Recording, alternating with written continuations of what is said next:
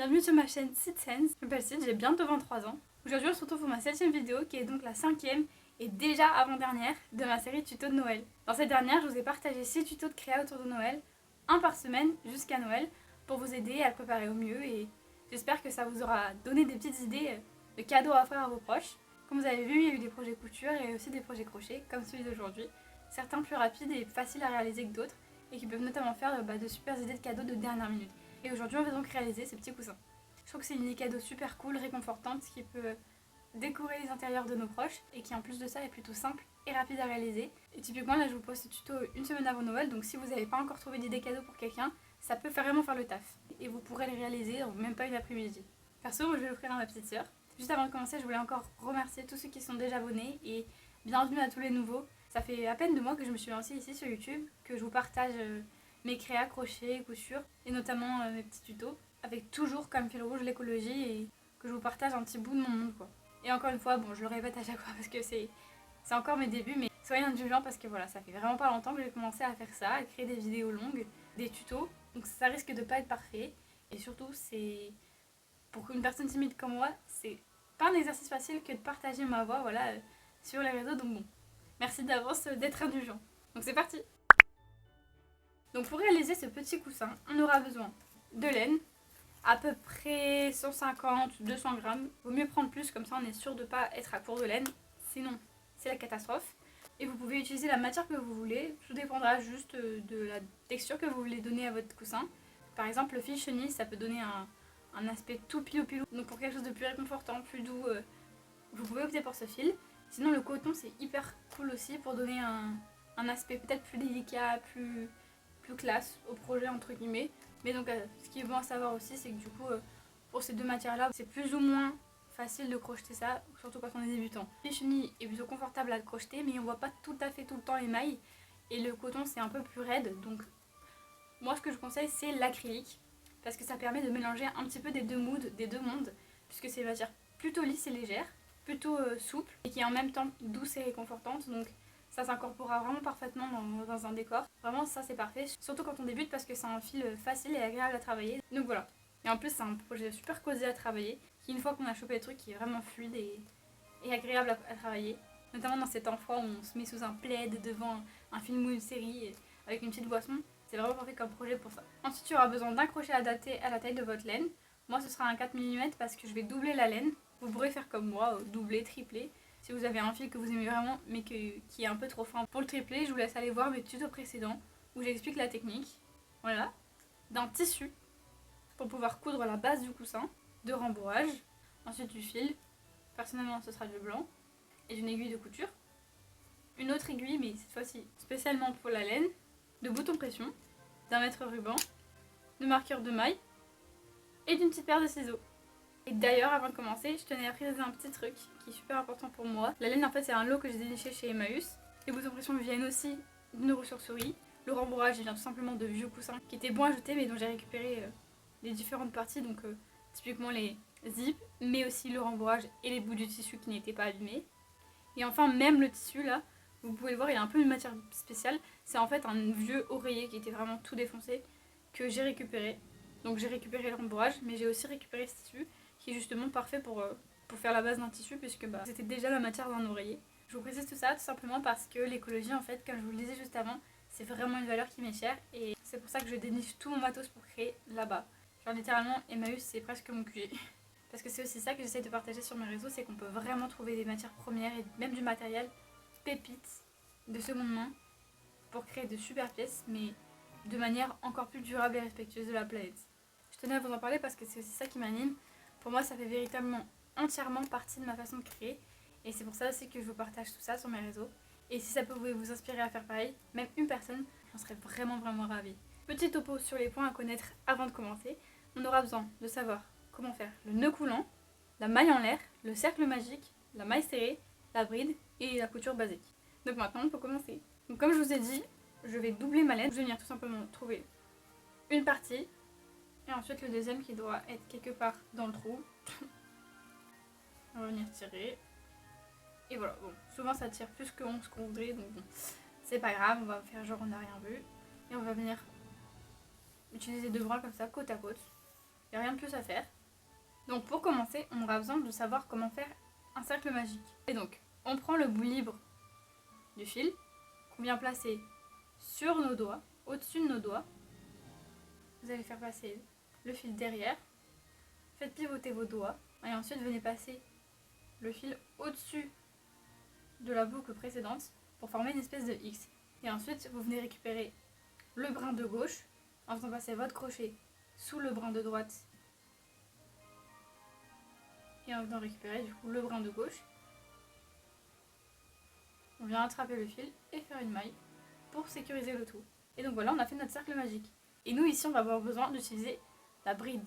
D'abord, on a besoin de monter quelques mailles qui vont permettre de rehausser notre crochet pour que ça commence à la bonne hauteur. Parce que si on commence notre bride sans faire de mailles qui rehaussent le crochet, ça va partir en biais, ce sera pas net. Ce qu'on peut faire, c'est donc 2 mailles en l'air. Tac, tac. Et on fait notre bride. Donc voilà, ça c'est la méthode la plus simple, qui est évidemment très bien, notamment si vous débutez. Mais on peut faire une autre technique pour avoir un effet encore plus invisible. C'est-à-dire que là, si on s'y connaît, on voit que c'est des mailles en l'air. Alors qu'on peut utiliser une technique qui permet d'avoir un effet bride en fait. Je vais vous montrer ça. Donc en fait, l'astuce, c'est de venir faire une maille serrée et de faire passer notre fil à l'intérieur de la maille. Donc on va faire passer notre crochet à travers ce brin là. Donc tac, on va venir traverser en fait pour faire sortir notre crochet ici. Tac. Et on va faire une deuxième maille serrée. Donc en fait ça vient donner cet effet un peu plus sophistiqué qui donne cette illusion que c'est une bride. Voilà, vous pouvez utiliser les deux techniques, elles sont toutes les deux ok. Mais voilà, je voulais vous montrer celle-là, comme ça vous savez. Et donc maintenant comment on fait une bride? On vient faire passer le fil de pelote sur le crochet. Et ensuite on vient faire passer notre crochet dans le cercle pour récupérer le fil de pelote qu'on vient ramener à travers le trou du cercle magique. Et on vient à nouveau récupérer le fil de pelote. On vient faire passer à travers les 2 premières boucles. Ensuite on vient une deuxième fois récupérer le fil pour faire à nouveau passer ce fil à travers les 2 boucles du crochet.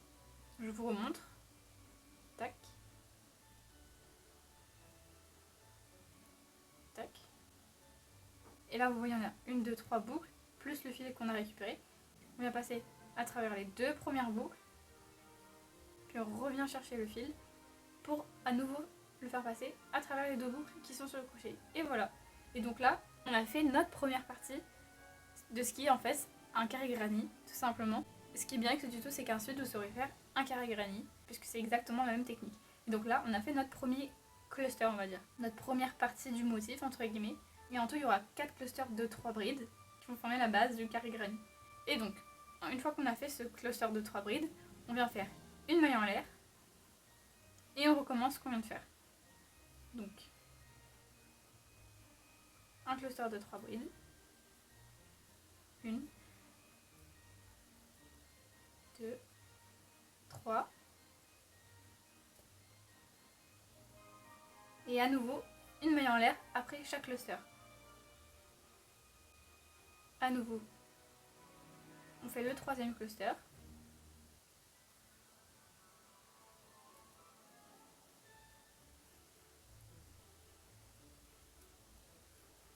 Et à nouveau une maille en l'air. Et là on vient faire le dernier cluster.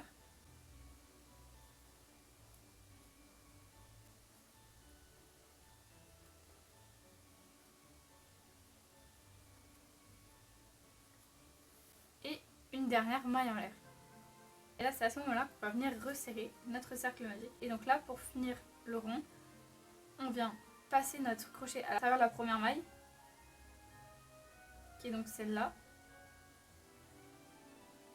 Venir faire une maille foulée. Et voilà, vous avez fait votre premier rang. Pour le deuxième, on va faire une première bride, donc la technique que vous préférez, soit 2 mailles en l'air, soit la technique que je vous ai montrée. Tac.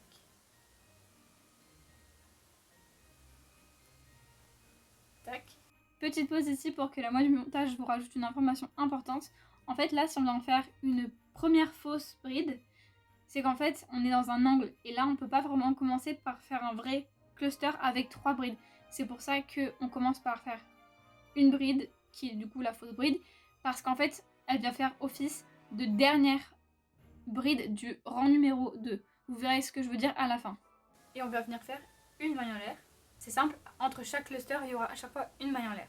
Ensuite, on va faire notre premier cluster du rang numéro 2 dans l'angle qu'on a créé juste avant. Vous voyez, la maille en l'air, elle permet d'espacer les clusters pour créer ce motif carré granit en fait. Donc vous voyez, on vient faire passer à travers ce trou là qui avait été laissé par la maille en l'air. Et on vient faire notre premier cluster.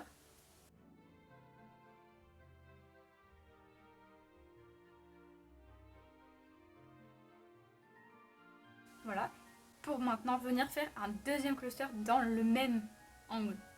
Et c'est ce qu'on va venir faire dans chaque angle à partir de maintenant. Pour tous les prochains angles, dans chaque angle, il y aura 2 clusters à chaque fois. Donc là, on vient faire, après avoir fait notre petite maille en l'air, on vient faire notre deuxième cluster.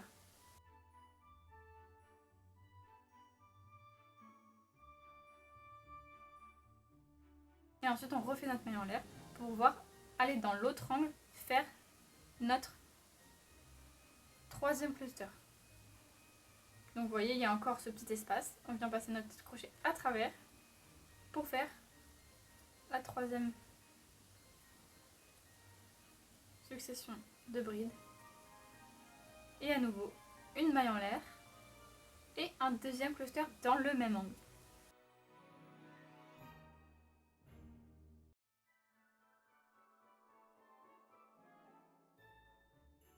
Et là, on va faire exactement pareil pour arriver à la maille du début. Donc, je vais vous accompagner pour cette partie. Donc, encore une fois, une maille en l'air. On vient trouver l'angle à l'intérieur duquel on vient faire nos 2 clusters.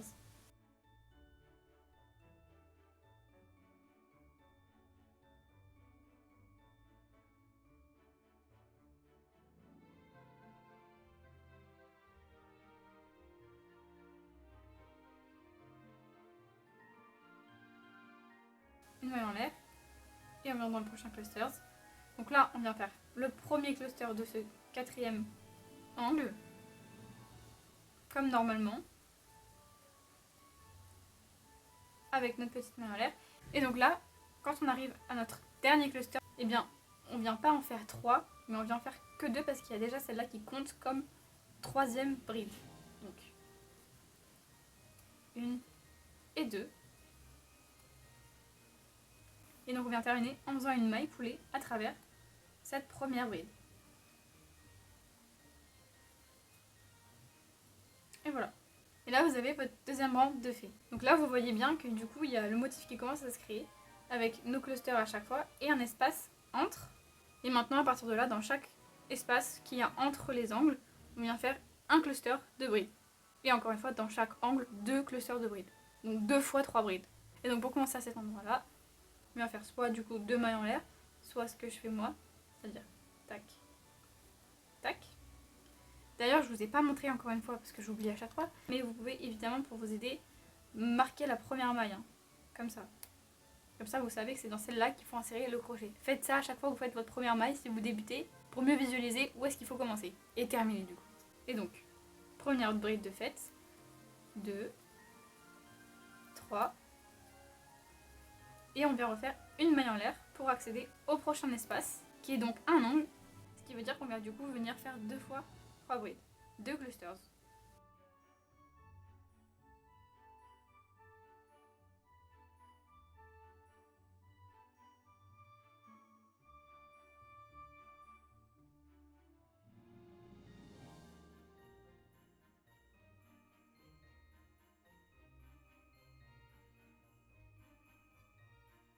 Et donc là, on vient refaire notre maille en l'air. Et dans cet espace, on va venir faire un cluster de brides. 1, 2 et 3. Et ça, jusqu'à arriver au bout. Donc dans chaque espace, dans chaque petit trou, entre les angles, on vient faire un cluster, donc un enchaînement de 3 brides, et dans chaque angle, 2 clusters, donc 2 enchaînements de 3 brides, avec encore une fois une maille en l'air pour séparer tous les clusters.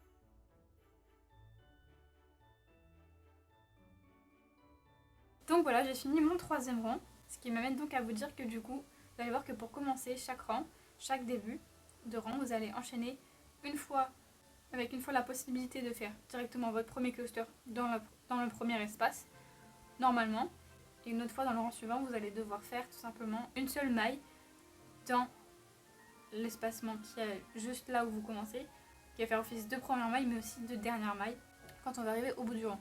Alors, comme ce que je vous ai montré au début.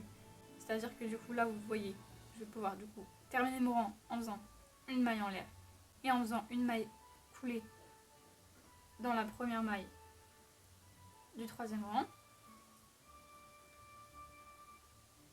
Et donc là, je me situe pas pile poil sur un espace, je me situe un peu après. Mais comme je vous l'ai dit, c'est pas grave. Donc voilà, comme je vous ai montré tout à l'heure, dans ces cas-là, on fait une maille dans cet emplacement-là.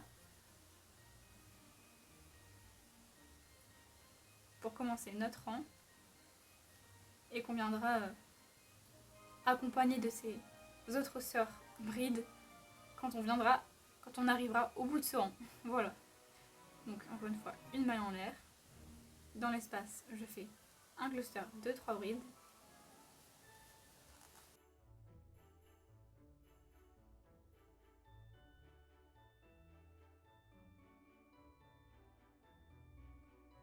Ensuite, dans l'angle, je viens faire 2 clusters.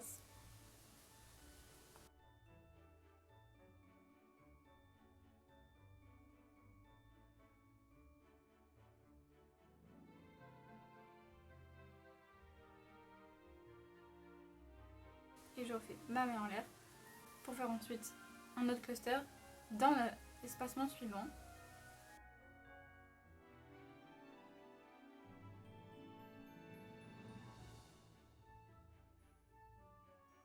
Encore une maille en l'air.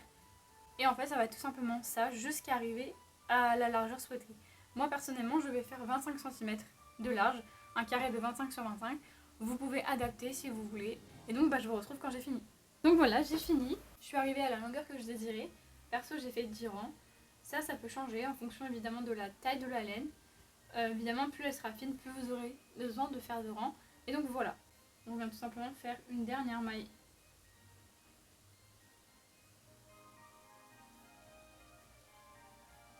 Couler et on vient couper le fil. En laissant un petit peu. Et on sort. Maintenant, je vais vous montrer comment on fait la partie qui va servir à accrocher les boutons. Et pour ça, c'est très simple. On vient faire un nœud coulant. Donc, prendre nos 2 doigts, on vient passer le fil en maintenant avec le pouce. On fait passer autour des doigts. On fait pivoter les doigts. On forme un X. Et on passe le crochet au-dessous du brin de droite pour venir récupérer le brin de gauche. Et voilà. On vient faire passer notre crochet dans un des angles. Et on vient faire une maille serrée, tout simplement. Ça, ce sera la première de notre rang. Et donc, on vient faire des mailles serrées tout le long jusqu'à atteindre l'autre angle. Ce qu'on peut faire pour faciliter les choses à la fin, c'est de caler le fil dans le crochet, enfin dans les mailles donc. Ouais, il est chopé entre.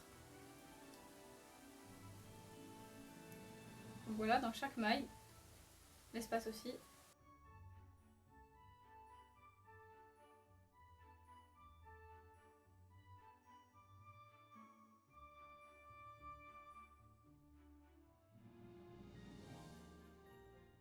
Jusqu'à atteindre l'autre bout. Donc voilà, j'ai atteint l'autre bout. Donc j'ai fait la dernière maille dans l'angle. Et ensuite je viens refaire un deuxième rang de mailles serrées.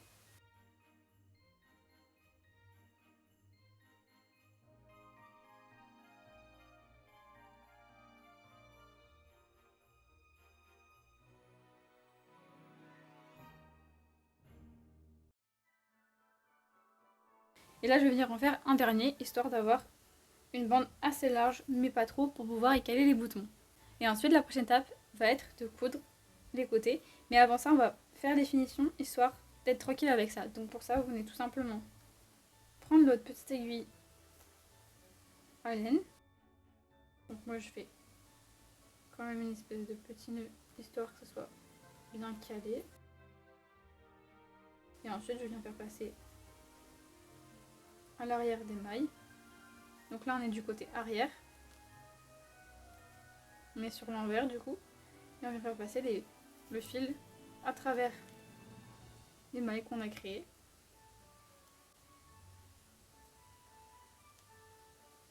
Et on vient tout simplement couper à ras. Et on vient faire ça pour tous les petits fils qui dépassent. Donc évidemment vous aurez besoin de faire 2 fois ce carré. Cette partie qui va servir à accrocher le bouton ne sera à faire que sur une des 2 parties. Et l'étape de maintenant ça va être d'assembler. Donc pour ça on va tout simplement venir faire des mailles coulées. Pour juste arriver au niveau de là où on veut vraiment commencer à coudre, assembler les 2 parties ensemble. Donc une fois qu'on a fait ça, on vient venir mettre nos 2 parties endroit contre endroit.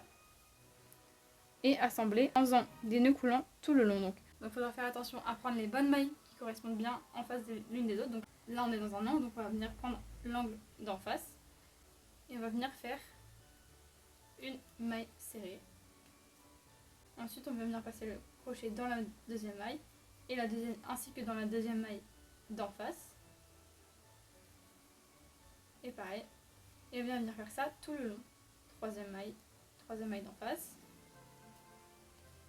Quatrième maille dans la quatrième maille d'en face, dans cet espace et dans l'espace d'en face, et ainsi de suite tout le long jusqu'à arriver à ce niveau là. Donc une fois que vous avez fini de coudre, vous venez juste couper votre fil, le sortir du crochet et encore une fois le rentrer à l'intérieur des mailles. Donc ce que je viens faire moi perso, c'est que je viens refaire un petit tour dans le début là comme ça, en faisant un petit nœud. Je viens le rentrer après dans les mailles, voilà.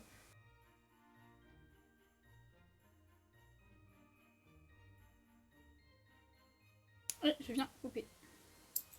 Et maintenant qu'on a fait ça, on vient retourner. En mettant bien les angles correctement.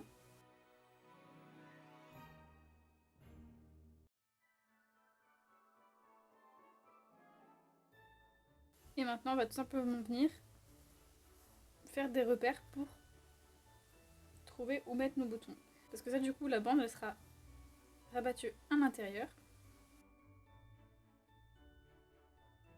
Moi, je vais en mettre 4 à chaque extrémité et je pense 2, peut-être les 2 autres ici. Je reviens quand j'ai fini. Donc voilà, j'ai fait mes petits repères. Et donc, du coup, les boutons, il y a une partie des boutons que vous allez mettre à l'intérieur du coussin, de la housse du coussin, et l'autre partie sur la bande de boutonnage qui paraît être à l'extérieur mais qui en fait une fois rabattue sera à l'intérieur. Donc là sur la bande de boutonnage à l'extérieur et l'autre partie en face à l'intérieur. Maintenant on vient coudre 4-5 tours dans le même trou, ça suffira. Et ça dans les 4 trous à chaque fois.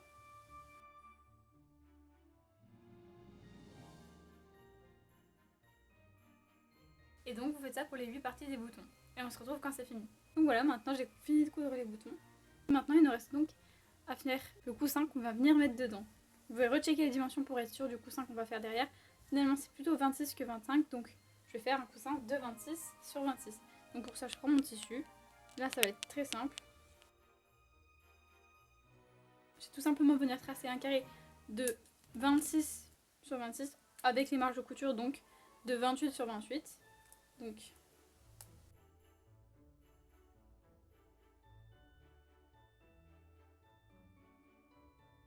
je vais venir découper.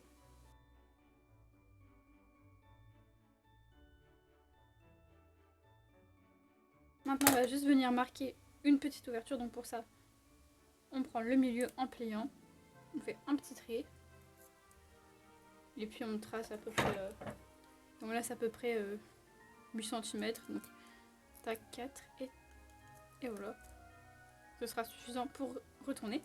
Donc on vient coudre à 1 cm du bord tout le long en partant de là jusqu'à là, et ça même si vous n'avez pas de machine vous pouvez évidemment le faire à la main, ce sera juste un petit peu plus long et minutieux, mais vous pouvez totalement le faire à la main avec un point très simple, un point droit très simple, et voilà. Mais moi perso je vais le faire à la machine, donc let's go.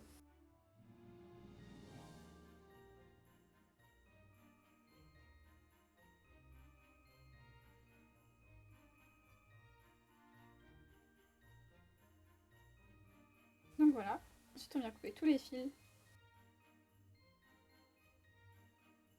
et aussi dégarnir les angles pour pouvoir bien retourner facilement la créa et qu'il y ait de beaux angles.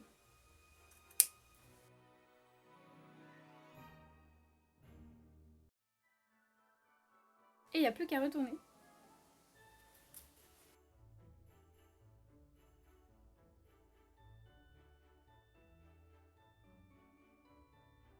Maintenant que ça c'est fait, il n'y a plus qu'à venir rembourrer.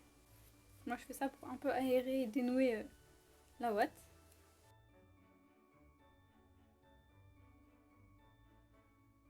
Jusqu'à ce que ce soit bien fluffy, puis à la texture que vous désirez.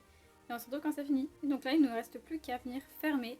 Moi je vais le faire personnellement au point invisible à la main. Vous pouvez le faire à la machine, mais c'est plus pratique finalement, plus rapide de faire ça à la main, parce qu'il y a moins à négocier la manœuvre avec la rondeur du coussin. Donc moi je vais le faire à la main.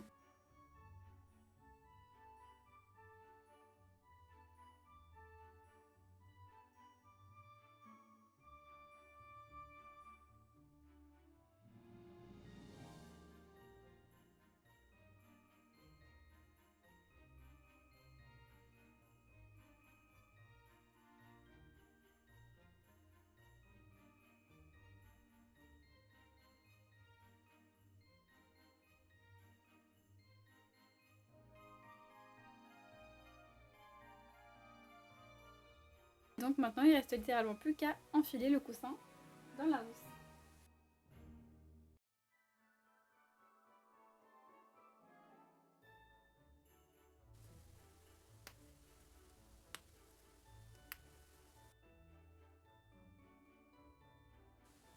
Et donc voilà, on a notre petit coussin de fée. Voilà, j'espère que ce tuto vous a plu, que ça vous a été utile. Dites-moi ce que vous en avez pensé.